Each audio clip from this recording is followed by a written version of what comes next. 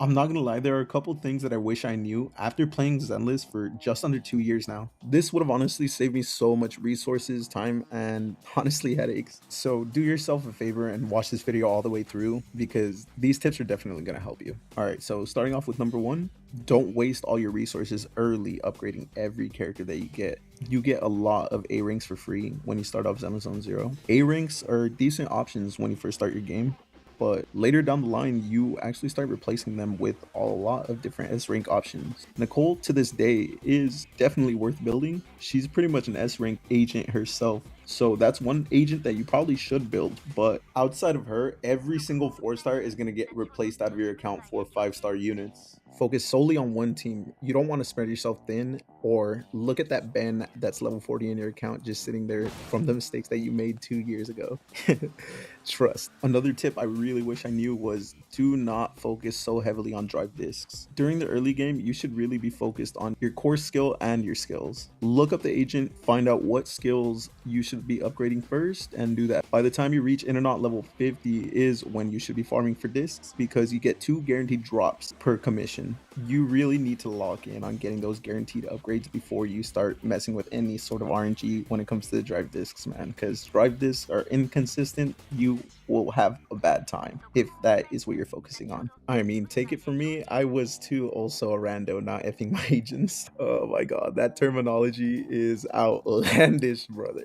But yeah, I used to not get my agents to F, and I would also wonder why I was struggling so much not clearing endgame or not getting any high points. Like, what was I thinking, bro? I was spending so much resources on drive discs that weren't even good. Yeah, don't do that. All right, moving on to tip number 3. This one I really wish I could go back and tell myself, but this is me knowing things in the future, and I didn't know that this was actually going to be a thing. Though, honestly, I had a feeling that they were going to start using those chips for something differently. I knew I should have started saving them and doing it, but here we go. I'm getting ahead of myself. So, you know those chips that you can now redeem for that currency that you can use for a W engine now? You can do the 3 boss runs that you get for free every week without spending any stamina to try to get some of those drops. So if you're in the early game right now, you should be really locked in on doing that. Get those commissions done every single reset. That is a free S rank W engine that you would be missing out on if you do not do those commissions by the time you reach Internaut level 60, that is. Tip number 4 that I wish I knew: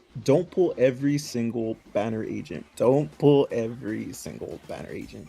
Yeah, I gotta say it twice, maybe even a third time, man, to get it through your skull, because I could not get it through my skull. I watched all the advice videos, brother, and I was still right there, hopelessly addicted to the gacha. Yes, Zenless is generous. You start off the game with hundreds of pulls, bro.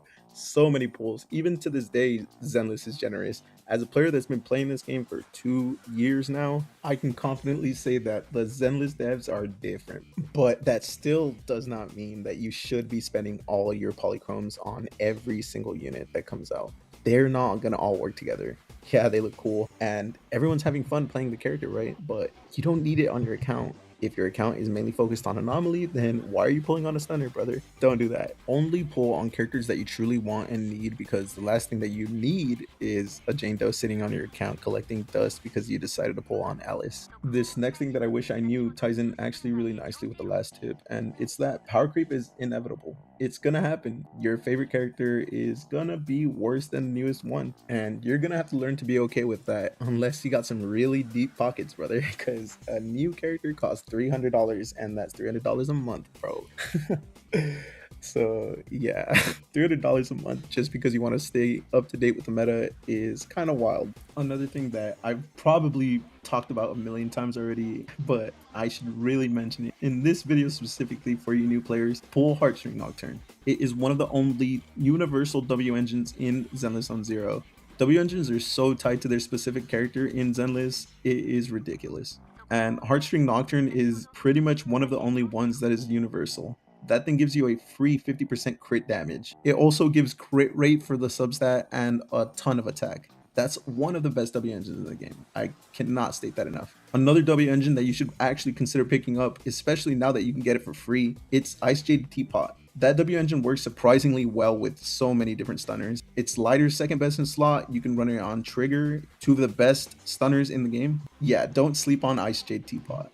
Just to throw in one more W engine for the sake of it, Tusk of Fury is actually really good for a lot of defense agents. Yeah, there isn't very many, but it's universal. The passive effect, every defense agent can run it, so it's pretty much the best in slot for every defense agent other than Zhao. If you want a more detailed breakdown on what W engine is the best for each category, then you should probably check out my The Only W Engines You'll Ever Need video. I went into detail as to why I think each one of those W engines is the best for the category, so that might help you out. Tip number 7 that I wish I knew sooner is that if you unlocked where each one is from and you've been doing your commissions there, then you could actually go back to 6th Street and scratch the ticket, not completely, but scratch it to be able to see what's underneath. And if you do not get any polychromes from there, then you could actually just go back and roll the dice to try to get some polychromes from there. It's like 2 different chances to get polychromes. I'm sure it would add up after 2 years of doing it daily. Just saying. And the last and most important piece of advice I have for you is that you shouldn't rush to endgame. You should be focused on doing everything that I told you in this video. Focus on building your characters, do everything the right way. If you rush to endgame, you're basically rushing your base in Clash of Clans, brother. What are you doing?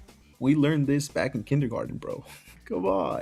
Honestly, because what is the point of reaching endgame if you're not going to be able to clear it for the next 3 to 4 months, because you're going to be stuck here trying to fix and pick up the pieces from your account because you put money into it and time. Like, some of these accounts that I've seen people work on, oh my, I I don't know how that happens, bro.